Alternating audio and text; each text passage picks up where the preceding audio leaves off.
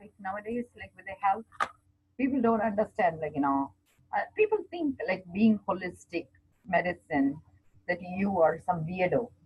That's not true. The thing is, they are so programmed to listen to Western way of thinking or Western medicine, which is not grounded. It's grounded in money, but not in reality.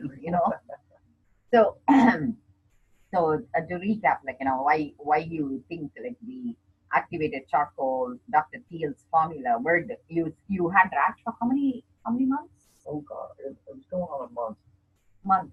And you have gone to Western doctor. Yeah, I've been on prednisone. I had the topical cream and Nothing worked. What's the other stuff, Benadryl, and Nothing worked, right? not really. So, So I and don't know. I told you just to do the activated charcoal, like with, Yeah, like, it comes in two different ways. One is called African black soap. yeah. They don't have that at Walmart. I'm going to have to go searching for It that. is in Sally's boutique. Do you know where, in the mall where Target is on route, the industrial lab? Like, Yes, yes. they might have it there, but you found the right formula. The one you got is the Dr. Thiel's activated charcoal, Right. with Epsom salt, which is the best formula. Well, that's what Okay, you said. You yeah, said the charcoal was one thing, and Epsom then the salt. Epsom salt was a whole other thing. And I saw this and went, "It's got both." So Yes, so hooray! that was, yeah, that was a lucky Discovery invention. for me. Yeah, Yeah. yes, yes. So what my teacher says in another way is, like I said, I'm telling you, like, we in India, ancient India, we used to learn from spiritual teachers and apply that spiritual teaching to each part of the education, whether it's medicine Right. or physics or biology, Well, chemistry, it's doesn't all a matter. study of nature, right? Because we are a No, part no, of nature, spirituality is about consciousness. right? So my teacher says we only exist two different ways: as consciousness, or consciousness taking a human form and being born Okay. to experience certain teachings we need to experience. So the thinking is actually not right. Like, thinking mind, we need to calm down. We never need to think. The minute your thinking happens, take a deep breath. Actually, he suggests like us doing a deep breath each time a thinking pops up. So I went and got like this tally counter. It's an analog tally counter. Next time, if you want, you can do the same way I'm doing. This might be in this pocket. The reason I'm bringing it up is, if you stop thinking, your knowing will start. See, the knowing is masked now because we're thinking. So each time you get a thinking that bothers you, this is an analog counter. So you just, Yeah. like how they say, don't push my buttons, push your button. Take a deep breath. But to come back to the teaching, what he was sharing with us is, he says each hair follicle in our body holds a bliss factor, endocannabinoid receptors. That's the way I'm going to translate what he says to medicine. Okay. So why does cannabis work? Because it works through endocannabinoid receptors. Where are the endocannabinoid receptors? Under the hair follicle. And so these holds the bliss. So he says when you even rub the skin, you can take the juice of the bliss and pass it to another person as an influence. And so in India, there is, like, see, every energy is called the God in India. Okay. The reason is the gods are all in our breathing space. If you understand that, like, so people think it's deity worship. It's not. See, like, you smell lavender one time, you smell oregano one time, right? But that doesn't mean like we are worshiping lavender and oregano. You can have a relationship with lavender, which is pleasant. You can also have a relationship with oregano that's pleasant. But that doesn't mean it's split, right? It's all the experiences coming from our human body. So the memory of what we hold with each one is what our relationship with this whole world is about. Our reality is based on what we perceive from outside to be inside. So I think by putting out what we have inside outside, we honor it more. But what West does is it twists and says, oh, you're worshipping a deity. But that's not true. The thing is, the deity is the way I like, it's like painting. Like, I had this experience and I'm going to paint it, right? doesn't mean that you're doing a deity worship. So I think the concept is very different. That's because the perception is very different. So by understanding each hair follicle is a holder of this endocannabinoid receptors, you will understand when this god, there is this god is called Keshav. Kesh means hair. Okay. According to this Keshav being, he has eyes in each hair follicle. He has the ability to see through each hair follicle. And to translate it, I'm going to come back because I always like to, figure out spiritually what's going on, how to solve this puzzle. Okay. And if you think that way, right, you can think like think on your feet, so to speak, right? Like you can say, okay, this is the problem. This is what the solution he gave me, and so this is how you apply. Because he did say activated charcoal is how you pull out the toxin. Yeah. And he also said use turmeric oils. But I know turmeric oil sometimes when I apply to the skin, sometimes it burns. So that's why I didn't suggest it to you. And I also feel medically magnesium kind of has the same effect by relaxing blood vessels. So I'm using my common sense, but using his teaching. So when I combine it, I had a better product. Yeah. Yeah. Wow. So when the Keshav thing came upon, I was thinking, how is that possible? One man could have like so many eyes, right? Like I mean, if you think of it, grows like God as a man. God is just a consciousness.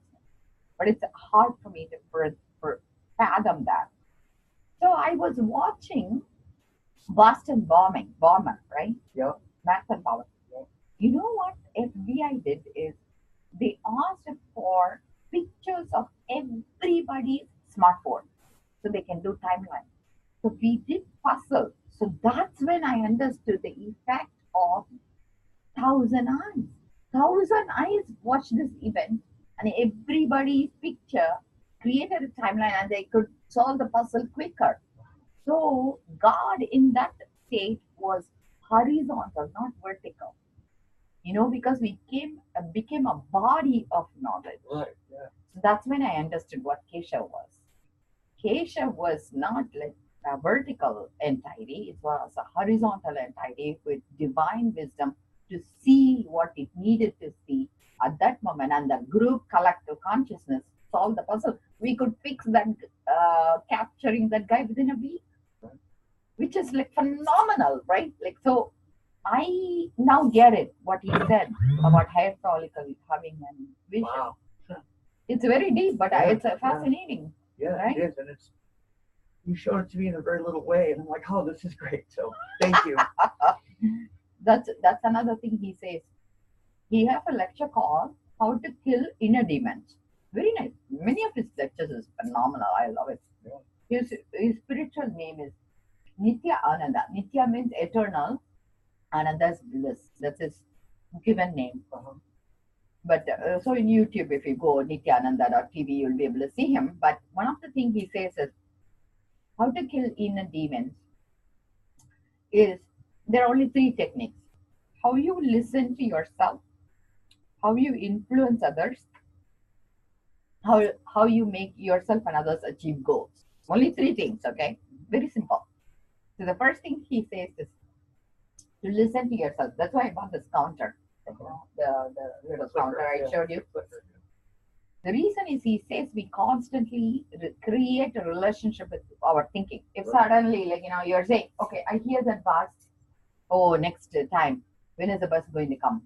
What time is it? So essentially, you're creating a relationship again and again with either cues, visual cues, or thinking cues. So he says instead, think of yourself as an empty bamboo. The inner chatter happens between the vocal cords and belly button. So each time anything stimulates you, take a deep breath by pushing the button on the counter. That's what I use it for, like a meditation. So that allows us to be in a state of awareness instead of being in a relationship with the thinking. Okay, so that's one thing. By truly understanding and being in awareness, your knowing inside tells you what you're about. And if that gets more and more and more forceful, you know who you stand for and you can work on it instead of being like pushing around many other agendas. Instead of being pushed around by external forces. Yes. every So direction. that is the first part of listening. The second part of listening is once you understand how to listen better, you would use that to listen to another person without coming into conclusion. So what they are saying is not what they mean. They are saying that because in the morning they woke up and somebody stepped on their toe, and so they say people are rude. Not like it's two different events, but you could see like how their pattern was the whole day. By you understand you understand them more. So you're not coming into a conclusion when they say, "Hey, people are rude," means like they are saying I'm rude. Like we internalize, so you don't react. You just watch them. Right. By watching them and doing active listening, you can speak to their listening, meaning like in another way to say it is you can influence them so they move past that stuckness. Okay, which kind of makes sense, right? Yes. So because that is when they will feel they were heard, and also they could change their thinking, right? Because if you don't listen to them, why do they need to listen to you? So when you influence them indirectly, you are influencing their way of behaving for the whole day, right? So you become a leader. When you become their leader, like you're listening to me, like you're captured by what I'm saying. Because last week when I spoke about it helped you, now whatever I speak, you are a little bit more influenced because I speak my truth. Yes. And you're going to go say this to more people because this is the way you're going to engage. And when you engage, automatically you're going to be a leader, right? Like the minute people listen to you, they're giving you their attention and you're getting more energy from them. That's why musicians, when they perform, everybody keeps quiet. Yeah. Because musicians' agenda is being carried, right? Same way, so it becomes effective communication. The minute it becomes effective communication, you're reaching your goal better, they are reaching their goal better. So essentially, we are creating a beautiful space to hang out with, right? More and more harmony. So this is what he teaches. Just three things if you do properly, you're ahead. Just listen better to yourself and others. Become a leader.